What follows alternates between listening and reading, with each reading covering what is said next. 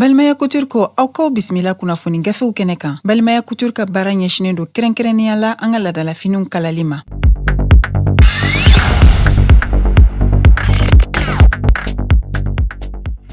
An balima joliba jabarani filɛbaw an ka foli ni tanuni an b'o ta ka di aw bɛɛ lajɛlen ma limanaw k'aw fo ka aw waleɲuman dɔn aw minnu sigin bɛ ka Joliba TV News ale lajɛ ani ka kunnafoni gafew lakali waati kɔnɔ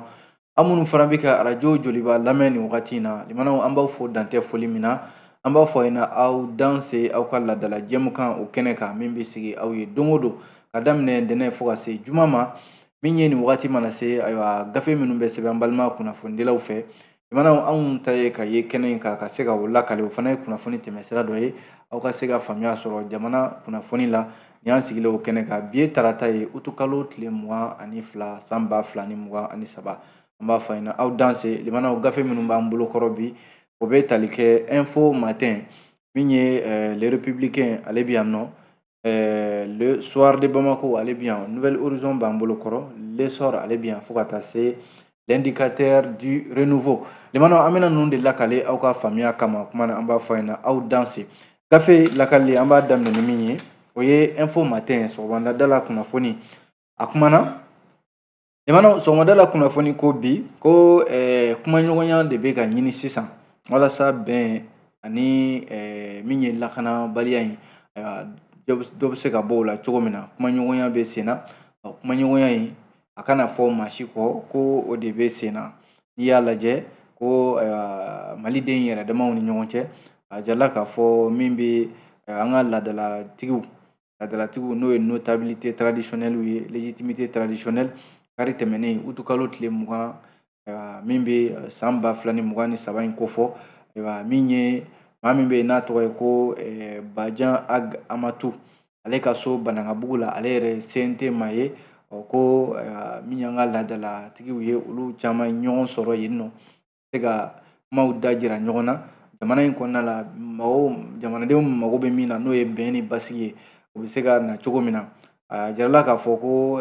fɛɛrɛ bɛ se ka sɔrɔ ni armée yɛrɛ Mali finitigiw kɔsa in na olu ni bamanciw kɛra ɲɔgɔn na ni bɛnkan sɛbɛn min bolonɔ bilala Mali kɔnɔ yan ale ka se ka lawaleya halisa cogo min na o de kumaw tun bɛ sen na n'i y'a lajɛ maaba caman kɔni tun bɛ a ko kɛnɛ ka fasiri info matin ka fɔ la k'a daminɛ min ye honorable Abdul Majid Ag Mohamed Amadi n'u kama Nasser ka taa se Asarid Ag Imbarkawan Mohamed Usman Ag Mohamedun Musa Ag Asharatuman Alassane Ag Hamad Musa Mohamed Ould Matali General El Hadj Ag Gamu ministre kɔrɔ min ni o ye Aga Tam Ag Alassane Mohamed Ag Erlaf Ibrahima Jawara ni o ye politique tɔn malien tout court o ɲɛmɔgɔ don ka taa se min ye Bamako tigiw ma famille fondatrice de Bamako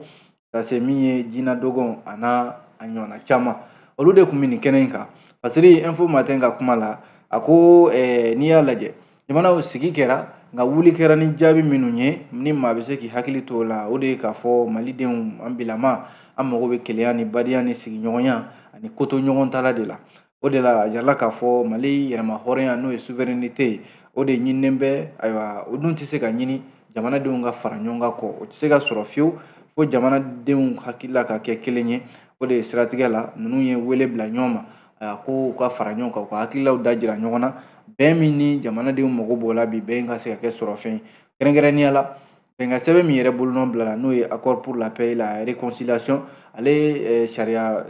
bolo min bɛ yen n'u kama article 65 ko n'a ma ɲɛ k'a fɔ bɛnkan sɛbɛn in jamanaw gɛlɛya bɛ a lawaleyali la bi sigi min bɛ to ka kɛ bɛnkan sɛbɛn in kunna n'o ye comité de suivi de l'accord CSA ale yɛrɛ sigi jɔra a mɛnna k'a sababu kɛ min ye coordination des mouvements de l'Azawad ale kun y'a fɔ k'a bɛ sen bɔ bɛnkan sɛbɛn yɛrɛ ko bɛɛ lajɛlen la k'a sababu kɛ ko u ka fɛlaw ma ta ba la kɔsa fɛ yɛrɛ Mali gouvernement y'a jira k'a fɔ fɛn fɛn ye bɛnkan sɛbɛn in ye laɲini fɛn fɛn b'a kɔnɔna la ani fɛn fɛn bɛ kɛ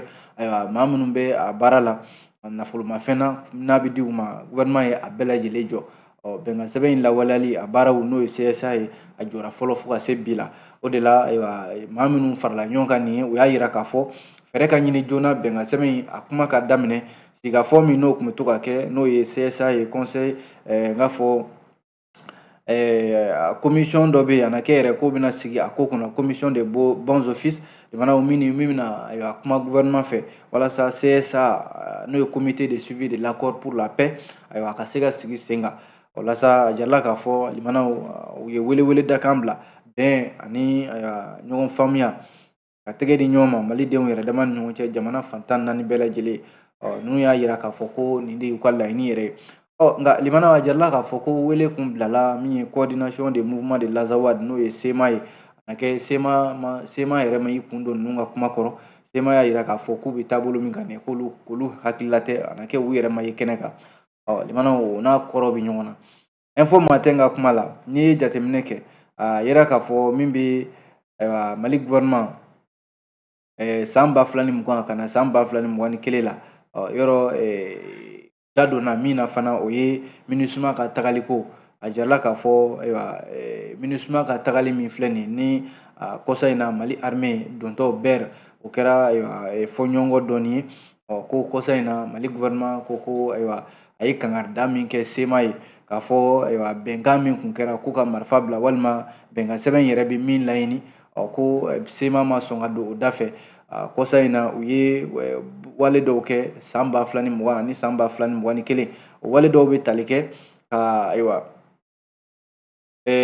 Kidal mara Gao mara Menaka Tombouctou limanaw ka sɛbɛnw di mɔgɔw ma ka maaw yamaruya u ka taa sanu bɔ u yɛrɛ ma ani fana ka min ye maa minnu bɛ yen ni o ye dɔgɔtɔrɔw ye minnu bɛ taa coronavirus bana furakɛ an ka kɔrɔyanfan dugu ninnu na ka o dɔgɔtɔrɔw bali u ka baara la ani fana ka Mali armée kuma dɔw la n'u wulila k'u bɛ patrouille kɛ n'o ye Mɔmɔli ye i b'a sɔrɔ SEMA maaw de bɛ wuli walima groupe islamique ninnu ka gouvernement bali a ka baara la k'o bɛɛ ye sariya sɔsɔ ye bɛnkan sɛbɛn in kɔnɔna la o de la Mali gouvernement ye kangari da SEMA ye a waati la k'a fɔ ko u k'u janto bɛnkan sɛbɛn in ko nin tɛ a lawaleyali ye olu de bɛ k'a sɔsɔ kuma na kɛ o ma bɛn SEMA ma SEMA fana y'i sen bɔ ko in bɛɛ lajɛlen la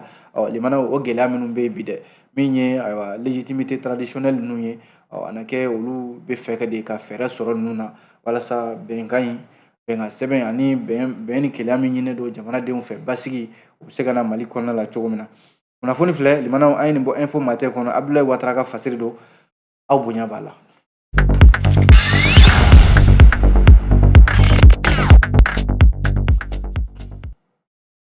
N'an bɔra yen ka jira k'a fɔ fasiridi sɛbɛn bɛ yen n'an k'a ma ko le républicain limanaw républicain y'a jira k'a fɔ lakanabaliya kɔni kuma cayalen bɛ bi kosɛbɛ a bɛ fasiridi sɛbɛn caman kɔnɔ bɛɛ kɛlen bɛ ka lakale ta damanafan républicain ta ye mun ye bi o ye ko min ye Janweli ale ye dugu dɔ ye a filɛ nin ye Bandiagara mara kɔnɔna la kɛrɛnkɛrɛnnenya la a maire n'o ye Yusufu Angoyiba ye Yusufu Angoyiba ye welewele dakan bila ka ɲɛsin jamana marabaw ma k'a f'u ɲɛna k'a fɔ u ka fɛɛrɛ kɛ banmanci wale ni mafa wale minnu bɛ sen na sisan ale ka commune kɔnɔ a ka jɔ kabi an b'an kuma la o la sa min ye Yusufu Angoyiba ye n'o ye Janweli maire ye jamanaw a ka nin welewele dakan in dɔwɛrɛ tɛ dɛ a jarala k'a fɔ ko ale ka n k'a fɔ Douentza a ka dugu in bɛ Douentza mara de la a bɛ hakɛ to Douentza mara la a jarala k'a fɔ commune rurale min filɛ n'u k'a ma ko Janweli limanaw min ye banmanca wale ye don o don i bɛ ko kura mɛn don o don i n'a mɛn k'a fɔ ko adamaden bɔnɛna a nin na nin yɔrɔ kofɔlen na Yusufu Angoyiba ka fɔ la a ko ale tɛ se k'i daden fiyewu ka nin ko in ninnu to sen na a ko a bɛ wele min bila kuranjɛla fanga ɲɛmɔgɔw ma Douentza mara kɛrɛnkɛrɛnnenya la a ye Bandiagara ta tɔgɔ ma Bankas Koro Douentza k'a jira k'a fɔ nin kɔni kɛn bɛ banmanciw ka tɛgɛrɛ fɔ yɔrɔ n'u ka walejugu kɛyɔrɔ de ye walasa Yusufu Angoyiba y'a jira k'a fɔ ko a ka déclaration dɔ kɔnɔ utukalo tile 18 san 2023 a ko min ye commune rurale min filɛ Janweli n'a ni Douentza man jan kilomètre 15 ɲɔgɔnna de don ko hakilila jiginna jamanaw ko k'a daminɛ san 2020 fo ka n'a bila bi la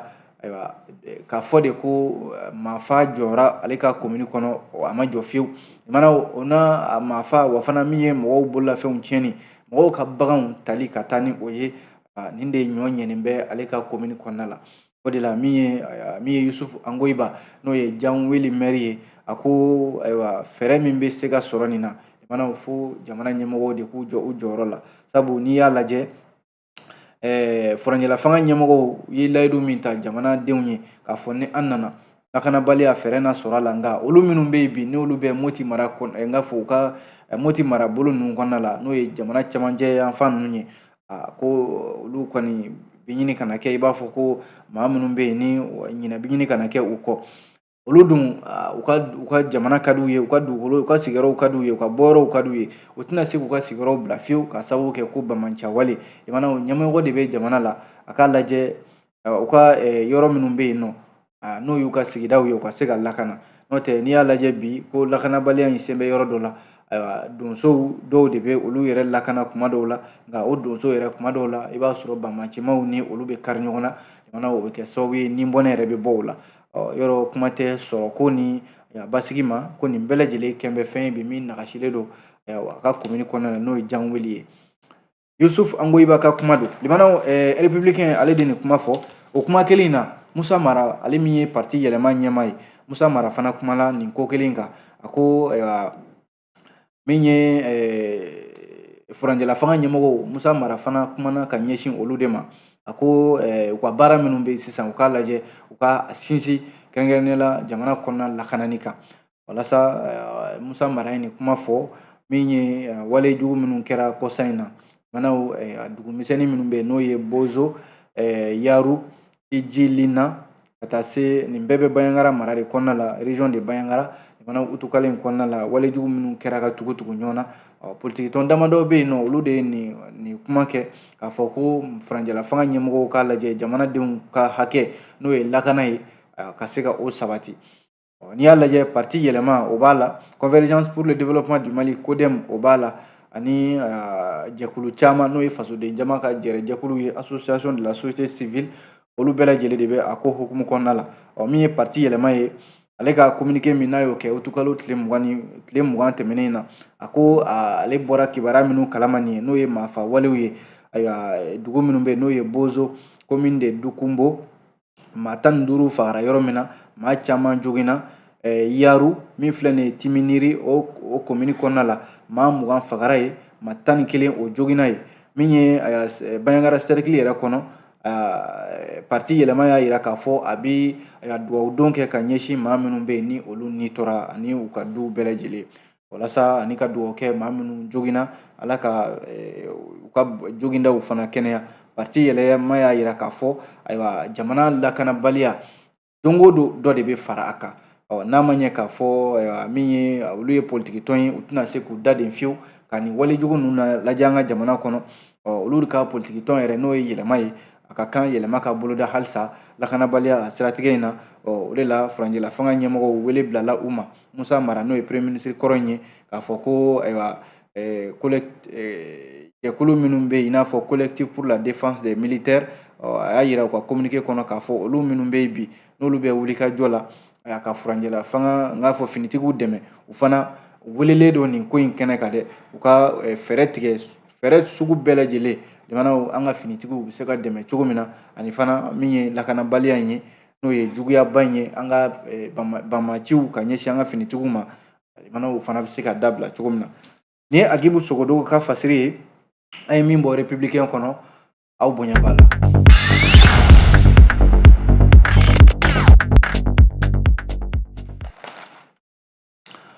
Limanaw n'an bɔra yen nɔ fasiridi sɛbɛn min bɛ yen n'an k'a ma ko le soir de Bamako ale kunnafoni damadɔ de bɛ ale kɔnɔna la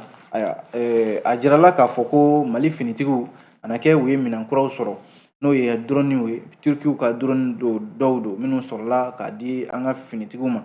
ko kunungo yɛrɛ base aérienne 101 Senu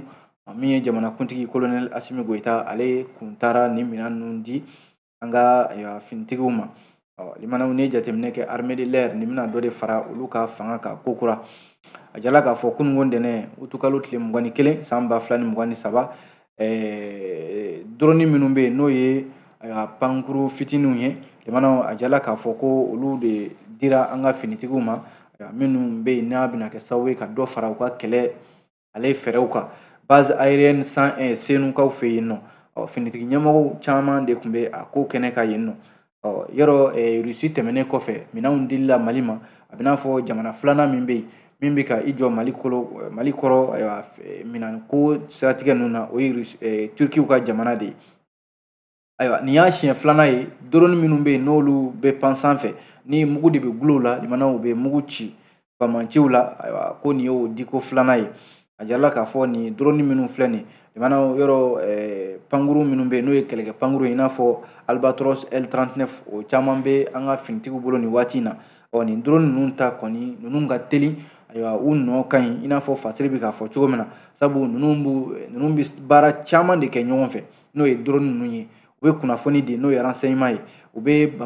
bamanciw jɛrɛlen bɛ yɔrɔ min na ko o yɔrɔw ye ani fana a tɛ n'a fɔ maa bɛ don drone ninnu kɔnɔ nka finitigiw de bɛ se k'u sigilen to yɔrɔ jan ayiwa ka i n'a fɔ n'i ye ciden ci ka taa ci la ko drone ninnu ka baara bɛ o cogoya de la o senfɛ yɛrɛ colonel Sadio Kamara ale min y'an ka finitigiw ka minisiri ye bi ale yɛrɛ y'a jira k'a fɔ ni Mali armée sanfɛ kɛlɛkɛlaw ni olu ma minɛn sɔrɔ limanaw a bɛ se k'a fɔ yɛrɛ don dɔ la don min tɛ bi ye Maliko kuma yɛrɛ de tɛ se ka fɔ nka bi bi in na ko tabarikala min ye finitigiw ye hali n'a sɔrɔla u mago bɛ min na a bɛɛ tɛ se ka sɔrɔ nka bi bi in na u mago bɛ n k'a fɔ minɛn min na ka baara kɛ ni a ye ko minɛn ninnu caman kelen bɛ ka labɔli kɛ sanko drone minnu bɛ yen n'o ye diɲɛ laban dronew ye u k'a ma ko drone Baykar limanaw o caman de bɛ yen min bɛ ka di an ka finitigiw ma bi walasa bamanciw yɔrɔ fɛɛrɛ kuraw de bɛ olu bolo fɛɛrɛ kura minnu bɛ yen ko an ka finitigiw fana bɛ yen u ka fɛɛrɛ kuraw tigɛ walasa u ka bɔ u ni sancɛ a na kɛ o baara o de bɛ sen na walasa jamana in halisa a bɛ se ka lafiya cogo min na kunnafoni filɛ manaw an ye nin bɔ fasili sɛbɛn min kɔnɔ an k'a ma ko l'histoire de Bamako aw bonya b'a la.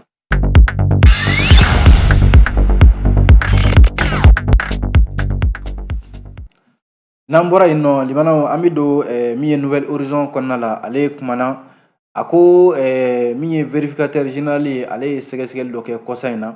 ko 655,000 ɲɔgɔnna a na kɛ o de ma don a donda fɛ yɔrɔ min bɛ yen n'o ye office du Niger ye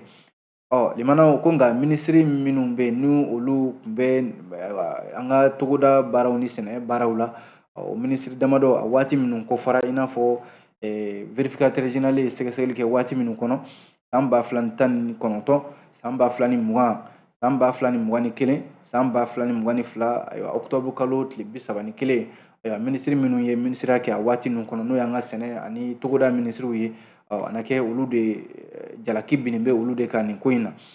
vérificateur général ka sɛgɛsɛgɛli la ko 600,000 a ka ca ni o ye ani 55,000 o de ma taa a donda fɛ n'i ye jateminɛ kɛ limanaw ko mun de bɛ se ka faamuya vérificateur général ka nin sɛgɛsɛgɛli na sabu faamuyabaliya dɔɔni bɛ a kɔnɔna la limanaw n'i ye jateminɛ kɛ ko vérificateur général ye sɛgɛsɛgɛli min kɛ kɔsa in na ko sɛgɛsɛgɛli in kɛra office du Niger de kɔnɔ n'o ye malo sɛnɛyɔrɔ yɔrɔba min filɛ nin ye ɲɔnɔ mara la n'a fɔra k'a fɔ ko sɛgɛsɛgɛli kɛra office kɔnɔ yɔrɔ office ɲɛmaw olu de tɛgɛ bɛ ta nka olu tɔgɔ ma fɔ nin ko in na a jirala k'a fɔ office yɛrɛ kɔnɔna la jate foyi t'a jira k'a fɔ ko wari tununa ye nka ko jalaki binnen bɛ min kan o ye minisiri de ye minisiri min bɛ développement rural ani a ka directeur des finances et du matériel limanaw ni cɛ fila ko jalaki binnen bɛ ninnu de kan k'a sababu kɛ ko min bɛ nafolo min bɛ yen n'o bɛ angɛrɛ sanko ko kumaw de bɛ o la limanaw ka taa se nafolo min bɛ yen n'u kama ko remboursement n'a kan ka segin limanaw sɛnɛkɛlaw ma a jirala k'a fɔ ko o nafolo in dɛ o de tununna ko yamaruya kun bɔra minisiri de fan fɛ k'a fɔ ko nafolo in ka segin sɛnɛkɛlaw ma nka limanaw ko a na kɛ a ma segin a segin cogo la o de la bi bureau du vérificateur général ale ye sɛgɛsɛgɛli min kɛ office du Niger kɔnɔna la ko office kɔsa in na ale bɔra kalama ale yɛrɛ bɔra ni sɛbɛnw bɛɛ lajɛlen ka na a ka dalu jira kɛnɛ kan a yira k'a fɔ ko min ye bureau du vérificateur général ye a sɛgɛsɛgɛli min kɛ olu fɛ yen ko papier bɛɛ filɛ nin ye u ye papier bɛɛ da kɛnɛ kan a nana ye k'a fɔ ko office ɲɛmɔgɔw da tɛ ko la nin ko in na o de la limanaw bibi na min tɔgɔ bɛ se ka fɔ a la o ye ministre n'a ka DFM de ye o de la jarala k'a fɔ bi limanaw 655,000 ani sefa wari 80,000 kɔ min ne o tununa tunucogo ma don o la ko maa bɛ se ka min faamuya limanaw o de k'a fɔ ko BVG bureau du vérificateur général a ka nin sɛgɛsɛgɛli yalima office du Niger ɲɛmɔgɔ yɛrɛ n'o ye Abdel Karim Konate yɔrɔ sɛnɛkɛlaw yɛrɛ kɛlen bɛ k'ale fo bi kosɛbɛ a ka baara taabolo la sabu sɛnɛkɛlaw kɛlen bɛ ka wasa sɔrɔ Abdel Karim Konate ka baara taabolo la office kɔnɔna la n'a fɔra k'a fɔ tuguni sɛgɛsɛgɛli minnu kɛra office yɛrɛ bɔra ni a ka dalu ye k'a fɔ ko wari ma tunu olu nɔfɛ ministre dun bɛ se ka nin baaraw kɛ cogo di k'a fɔ de ko sɛnɛkɛlaw office kɔnɔna la olu ka engrais ma di a di cogo la wari minnu kan ka segin u ma wariw ma di mana o n'a ɲɔgɔnna caman nin bɛ se ka mun fɔ Fasiri ka kuma la Nouvelle Horizon o de k'a fɔ wari min tunna 600,000 ni kɔ in bureau du vérificateur général ale dun ye gafew bila ka taa ayiwa cour suprême fɛ yen ka ban ka taa min ye tribunal de grande instance commune 3 o sariatigiw ɲɛma k'a sɔrɔ dun limanaw ni sɛgɛsɛgɛli ko ayiwa siga dun bɛ a kɔnɔna la dɛ n'a sɔrɔla bureau du vérificateur général n'a y'a jateminɛ kunnafoni filɛ an ye nin bɔ fasidi sɛbɛn Nouvelle Horizon de kɔnɔ aw bonya b'a la.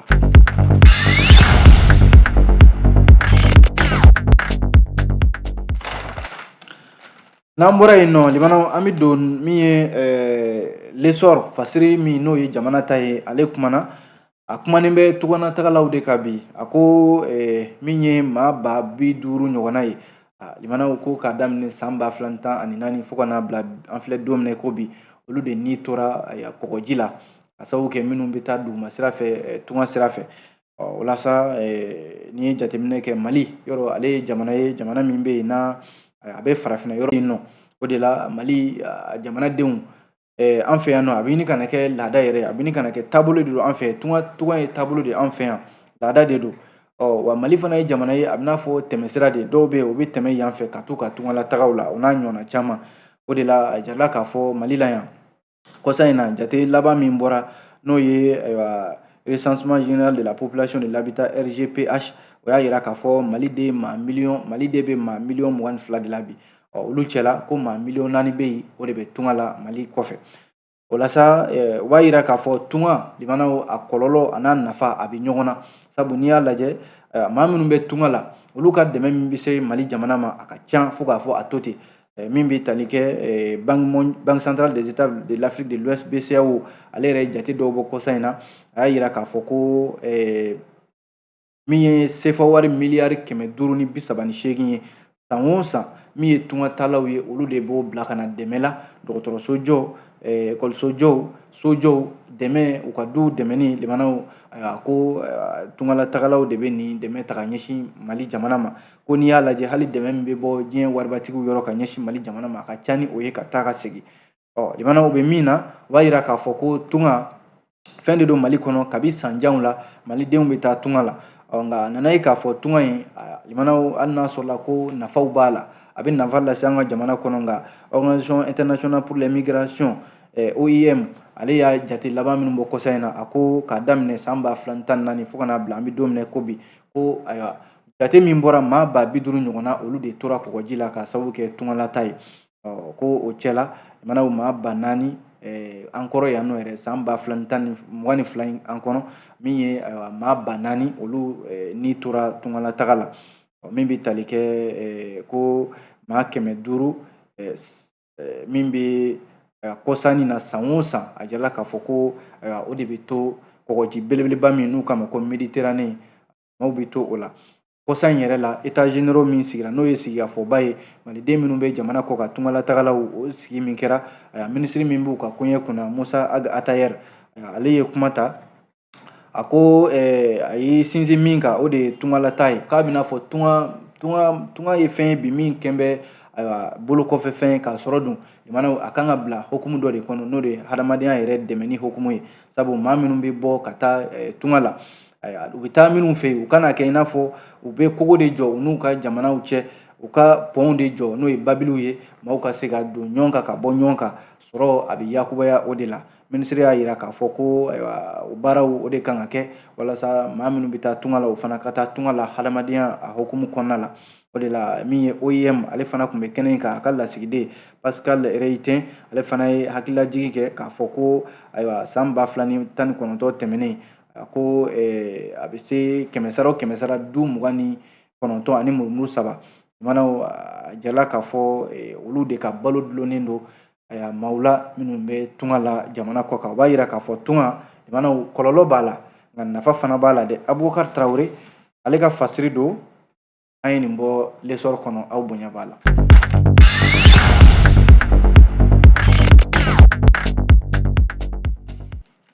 An b'a kuncɛ ni min ye teliya la o ye fasidi sɛbɛn l'indicateur du renouveau limana ko Kajolo mara la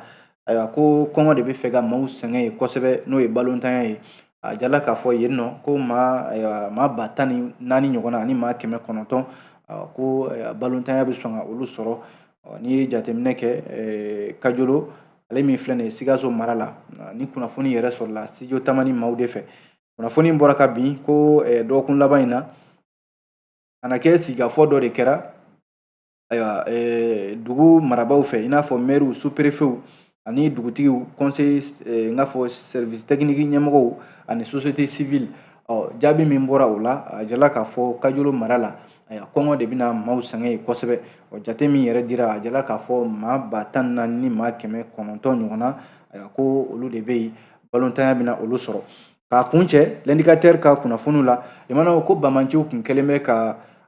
Sevare ani Gawo cɛ siraba in k'u kun kɛlen bɛ ka sira in tigɛ pewu ka tare Mali finitigiw sera ka sira in ka ɲɛbɔ. O kɛra sibiri tɛmɛnen sɔgɔmada joona yɛrɛ nɛgɛ kanɲɛ 8 waatiw la. Kunnafoni minnu sɔrɔla a jala k'a fɔ groupes armés olu de kun kɛlen bɛ ka RN16 ale tigɛ yɔrɔ min bɛ n'o ye Kikiri ale dugu la ka taa min ye Dala ani Boni o yɔrɔ fanfɛlaw la. O kun tile 2 o de kɛra sira in tigɛli la nka min ye Mali finitigiw ka jija sababu la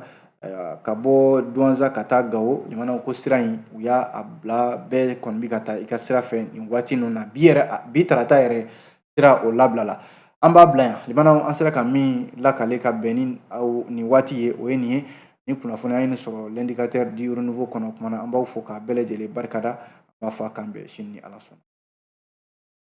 Ni kun y'aw ka kunnafoni gafew kɛnɛ ye ni Balimaya Couture ka dɛmɛ ye. Balimaya Couture ka baara ɲɛsinen don kɛrɛnkɛrɛnnenya la an ka ladalafiniw kalali ma. Mamadu Traoré fɛ yen ni bɛɛ ko Maduba. Nɛgɛjuru sira 76 11 63 88 66 66 51 37 97